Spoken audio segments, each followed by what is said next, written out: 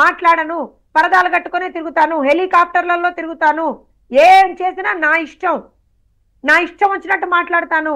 చిన్న పిల్లలు ఉన్నటువంటి సభలో కూడా నేను పెళ్లిళ్ళ గురించి మాట్లాడతాను. ఏ సభలో నిలబడ్డా చంద్రబాబు నాయుడు గారిని తిడతాను, పవన్ కళ్యాణ్ గారిని తిడతాను, దుష్ట చతుష్టయం అని చెప్పి కొన్ని ఛానళ్లను తిడతాను. అంతకు మించి నా అరిగిపోయిన గ్రామాఫోన్ రికార్డు తప్పించి ఇంకేమన్నా వినిపించిందా మనకి? జ్యోత్స్న గారు, కుటుంబ సభ్యుల ఫోన్లు, చెల్లెలు కావచ్చు, వీళ్ళపైన కూడా ట్యాపింగ్లు జరుగుతున్నాయనే ఆరోపణలు అంటే బయట కొద్ది మంది మాట్లాడుకుంటున్నారు. నిజమేనా? జగన్మోహన్ రెడ్డికి సంబంధించి అంటే ఎవరితో మాట్లాడుతున్నారు, ఏంటి, ఏం జరుగుతోంది ఏందనేది నేను ఒక విషయం చెప్తానండి. జగన్మోహన్ రెడ్డి గారికి ఈ విషయం నేను చాలా బాధతో చెప్తున్నాను. పవన్ గారు, చాలా ఒక మహిళగా నాకు చాలా బాధేస్తుంది విషయం చెప్పాను. జగన్మోహన్ రెడ్డి గారికి వారి పార్టీలో ఉన్నటువంటి వ్యక్తులకి వావి వరసలు గాని, బాంధవ్యాలు గాని, కుటుంబ విలువలు గాని అలాంటివేం లేవు.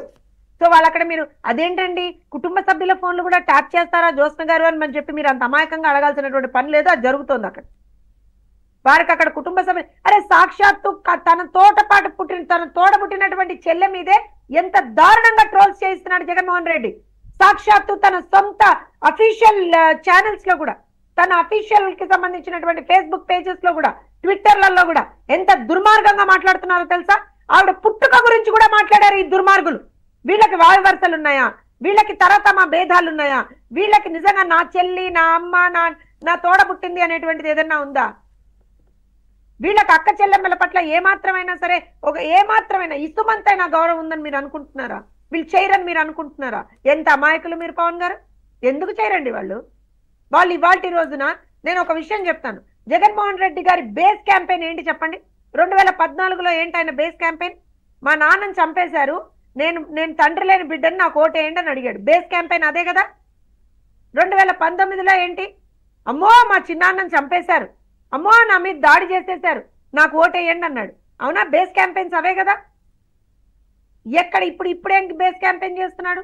నన్ను అందరూ వదిలేసి వెళ్ళిపోయారు, నేను అనాథని, నేను ఉంటారని, నాకెవరు వదిలేసి వెళ్ళిపోయేలా చేశారు, మా కుటుంబాన్ని విచ్ఛిన్నం చేశారు, మా చెల్లెళ్ళను ఆ తల్లిని దూరం చేశారు. అవును వినండి. అవును షర్మిల తలని తీసుకెళ్లి గోడ కేసు కొట్టింది తెలుగుదేశం పార్టీలో ఉన్న వాళ్ళ. ఎవరు కొట్టారని చెప్పింది షర్మిల. సాక్షాత్తు నా అన్నే నా తల తీసుకెళ్లి గోడ కేసు కొట్టాడని చెప్పింది. ఇవాళ సునీత ఎవరు చెల్లెలండి? జగన్మోహన్ రెడ్డి గారి చెల్లెలా లేకపోతే మా చెల్లెలా? ఆమె ఏం చెప్తుంది?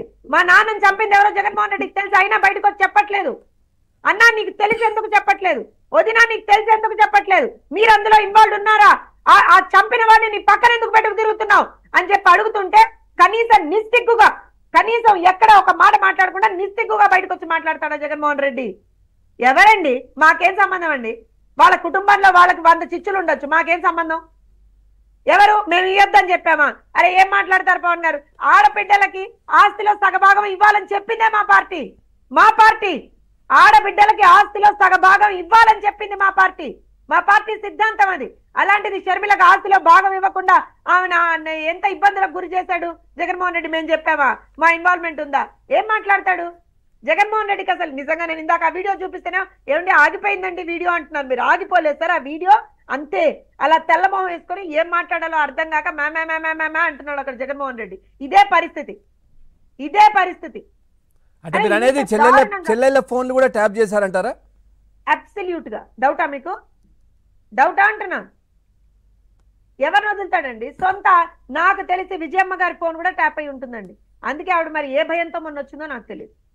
నేను నిజంగా కానీ ఒకటి చెప్తానండి, ఒక సీనియర్ సిటిజన్ విజయమ్మ, అలాంటి ఒక సీనియర్ సిటిజన్ ని కూడా ఇబ్బందులకు గురి చేస్తున్నటువంటి వ్యక్తి జగన్మోహన్ రెడ్డి. నాకేమి ఏమంటారు అని అంటే, నాకు నిజంగా ఇవాళ ఆంధ్రప్రదేశ్ రాష్ట్రం పడుతున్నటువంటి బాధల్లో ఎవరు దానికి కారకులు అని అంటే ఖచ్చితంగా అందులో విజయమ్మ పేరు ఉంటుంది, అందులో ఖచ్చితంగా షర్మిల పేరు ఉంటుంది. అంటే మొన్న వచ్చిన విజువల్ కూడా మనం చూస్తే ఏదో సంతోషంగా అంటే పాదయాత్ర అంటే బస్సు యాత్రలో ఏదో స్టార్ట్ చేస్తున్నారు అన్నట్టు అనిపించలేదు. నేను చెప్తా మీకు తెలీదా? చెప్తా. చెవులో వెళ్ళి విజయమ్మ దగ్గరకు తీసుకొని చెవులో వెళ్ళి ఏం చెప్పిందో తెలుసా మీకు? నేను చెప్తా మీకు. ఎందుకనంటే అది చాలా సందర్భాల్లో బయట వాళ్ళు ఇంకా మింగలేక కక్కలేక చెప్పుకుంటుంది. ఒక పెద్ద ఆవిడ చెప్తుంది ఆ రోజున, నాన్న 2019లో బాబాయిని యూజ్ చేసుకొని నువ్వు అధికారంలోకి వచ్చావు, దయచేసి నీకు దండం పెడతా, నన్ను చెల్లిని మాత్రం వదిలేయి అని చెప్పి అడగడానికి ఆ రోజున అక్కడికి వచ్చిందాడు. అంతకు మించి ఇంకేమీ లేదండి. బట్ సాడ్ పార్ట్, ఎందుకు సాడ్ పార్ట్ అంటున్నా అంటే, గౌరవాధ్యక్షురాలుగా ఆవిడని ఎంత దుర్మార్గంగా వాళ్ళు తీసేశారు వైఎస్ఆర్సీపీ పార్టీ నుంచి అనేటువంటిది మనందరికీ తెలుసు. అవును. అలానే ఇవాళ ఆ తర్వాత కూడా చాలా సందర్భాల్లో ఎంత దుర్మార్గంగా తన తల్లితోటి కూడా తను బిహేవ్ చేశాడు అనేటువంటిది అందరికీ తెలుసు. సొంత తల్లే జగన్మోహన్ రెడ్డిని వదిలేసి అయిపోయింది, నా కూతురుతో నేను ఉంటాను, నా వల్ల కాదు ఇది అని చెప్పేసి. ఇవాళ మళ్ళీ ఆవిడ ఏ భయంతో వచ్చిందో నాకు తెలియదు. నేను అందుకే చెప్తున్నాను, వీ హ్యావ్ టు నిజంగా కూడా చాలా చాలా చాలా నిజంగా జాగరూకులై ఉండాల్సినటువంటి అవసరం పాపం విజయమ్మకి ఉంది, షర్మిలకి ఉందని చెప్పైతే నేను అనుకుంటున్నాను. ఎందుకంటే వాళ్ళు భయపడే కదా, జగన్మోహన్ రెడ్డికి భయపడే కదా వాళ్ళు పారిపోయి పక్క రాష్ట్రానికి వెళ్ళిపోయింది. ఇది వాస్తవం కాదా?